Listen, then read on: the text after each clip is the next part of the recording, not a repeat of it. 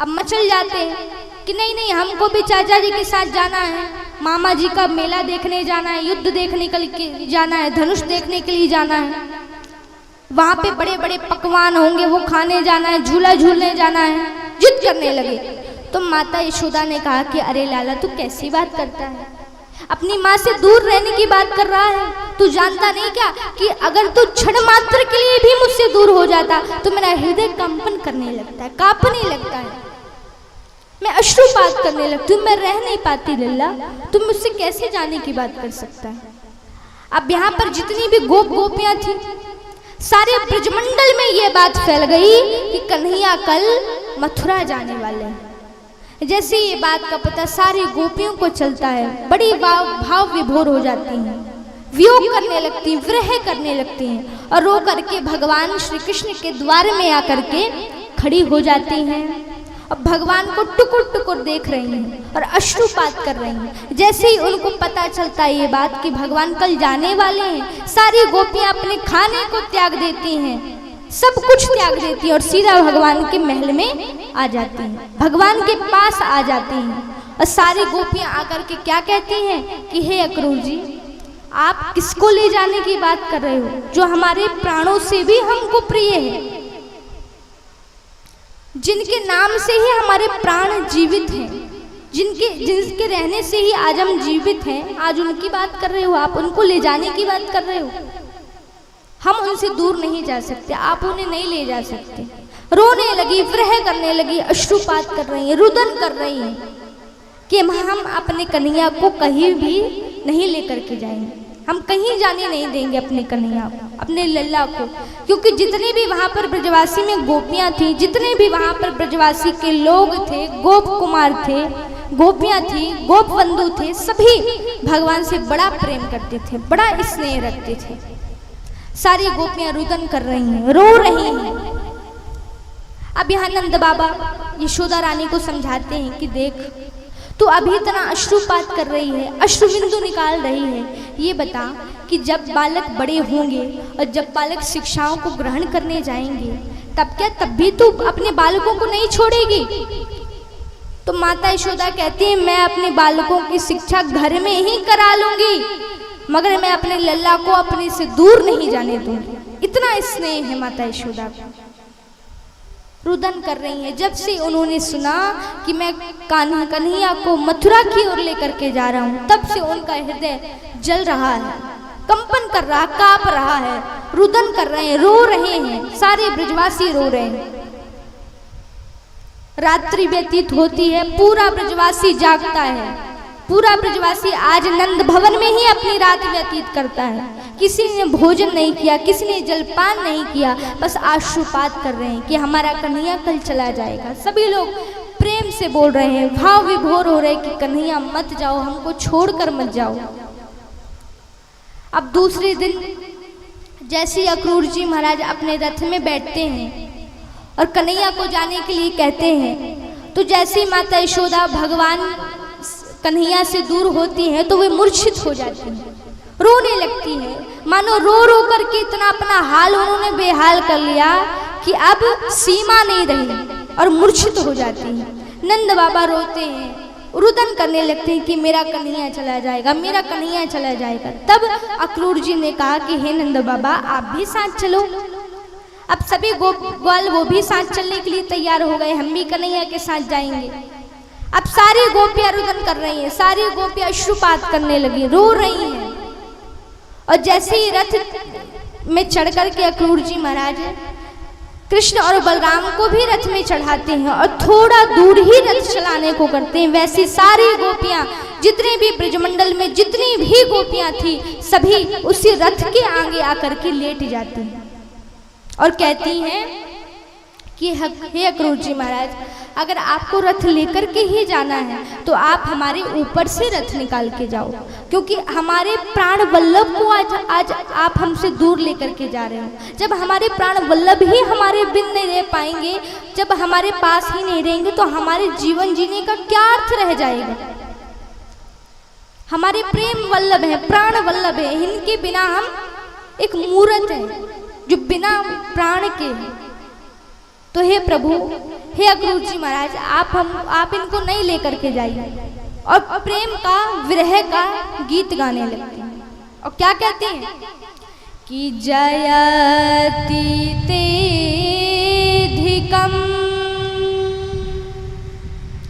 जन्मना ब्रजा श्रयत इंदिरा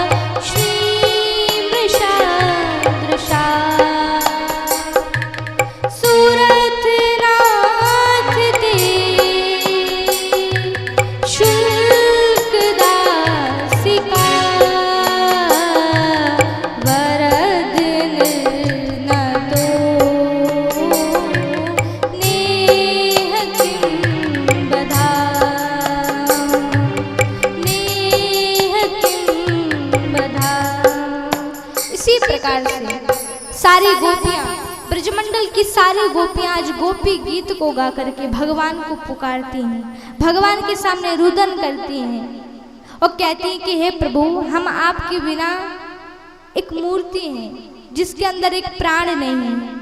हमारा एक एक क्षण आपको देख के ही व्यतीत होता है, जब आप ही चले जाओगे तो हम किसको देखेंगे? ये दृष्टि किस काम की? ये हमारे कर्ण किस काम की? जब इस कर्णों में आपकी आवाज ही ना गूंजे तो हमारी ये कर्ण किस काम की? हमारी ये मुख किस काम का? जब हम आपको लल्ला लल्ला कह करके किसको बुलाएंगे प्रभु, जब आप चले जाओगे तो। रो रही हैं, अश्रुपात कर रही हैं, रुदन कर रही हैं। भगवान सबको समझाते हैं कि गोपियों, बस 2-4 दिन की ही तो बात है, फिर 2-4 दिन के बाद मैं स्वयं आ जाऊंगा। तुम क्यों चिंता करती हो? तुम क्यों घबरा रही हो?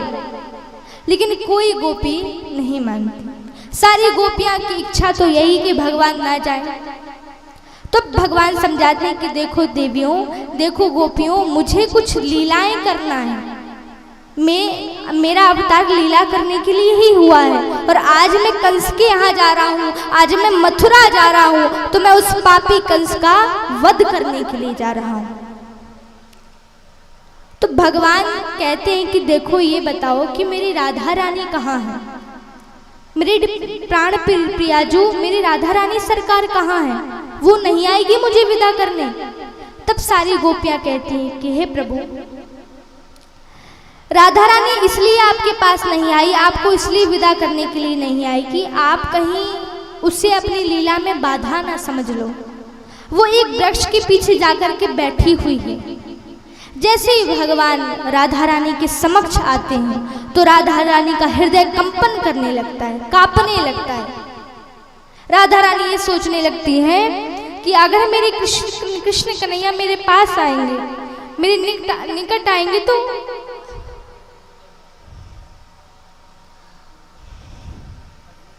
मैं अश्रुपात करने लगूंगी, मैं रोने लगूंगी।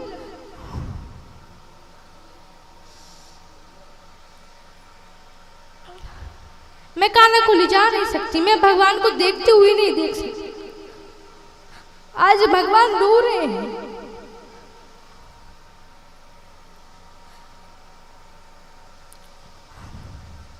और जैसे राधा रानी के समक्ष भगवान जाते हैं तो भगवान को देख करके माता राधा बहुत भाव विभोर हो जाती, रो रहे हैं कि भगवान आज आप मुझे छोड़कर नहीं जाओ। अगर आप जाओगे तो मैं कैसे रहूंगी? मेरी ये पूरी ब्रज को मैं कैसे संभालूंगी प्रभु? इसलिए आप मेरे समक्ष न आइए। आप जो लीला करने जा रहे हैं आप उस लीला को करिए। तो भगवान कहते हैं कि देखो राधा रानी, ये कोई ब्रज नहीं जानता, ये कोई गोपियां नहीं जानती कि मेरा अवतार क्यों हुआ है, मगर तुम तो राधा रानी हो, आप तो सब कुछ जानती हैं। तो भी आप मुझे इस लीला में बाधा बन रही, तो भी आप कह रही कि ना जाओ। मैं कैसे ना जाऊं, जबकि आप जानती हैं कि आपका मेरा प्रेम अजर अमर है। आपका और मेरा प्रेम कभी कम नहीं हो सकता। क्या मेरे चले जाने से क्या प्रेम कम हो जाएगा? क्या मेरे दूर चले जाने से प्रेम नहीं रहेगा? तो राधा रानी कहती है, हे प्रभु, मैं आपकी लीला में कोई बाधा नहीं बनना चाहती, और आप जाइए जिस कार्य के लिए आप जा रहे हैं। तब भगवान कहते हैं कि देखो राधा रानी, अगर तुमने मुझसे एक भी क्षण के लिए मुझसे एक मात्र भी अगर प्रेम किया है, तो तुम मुझे आज एक वचन दो कि तुम अपने नेत्रों से एक भी आंसू नहीं बहाओगी। क्योंकि आज ये पूरा गोकुल, पूरा ब्रजमंडल, पूरा ब्रजवासी, जितने भी गोप कुमारे, जितनी भी गोपियां, सभी को मैं तुम्हारे भरोसे, तुम्हारे हवाले छोड़कर जा रहा हूं। भगवान के अश्रु तो आ रहे हैं भगवान, लेकिन आंसू बहा नहीं रहे। क्यों? क्योंकि वो जानते हैं कि अगर मैं एक बार आंसू बहा दिया तो मेरी राधा रानी रोक नहीं पाएगी। तो भगवान, अश्रु तो बहुत आ रहे हैं, हृदय कंपन तो बहुत कर रहा है, कांप रहा है, घबरा रहा है, लेकिन रो नहीं रहे भगवान।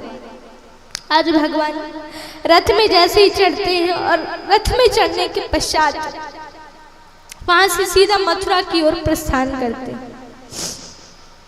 और जैसे ही भगवान प्रस्थान करते हैं तो कुछ दूर जाने के पश्चात उन्हें यमुना महारानी मिलती है। अक्रूर जी महाराज यमुना महारानी को प्रणाम करते हैं और प्रणाम करने के पश्चात उसमें स्नान करते हैं। और आज जब अक्रूर जी महाराज उसमें स्नान करते हैं तो स्नान करने के पश्चात आज उनको भगवान श्री कृष्ण और बलराम की छवि उसमें दिखाई दे रही है। भगवान श्री कृष्ण विष्णु अवतार में उनको दिखाई दे रहे हैं और बलराम उनको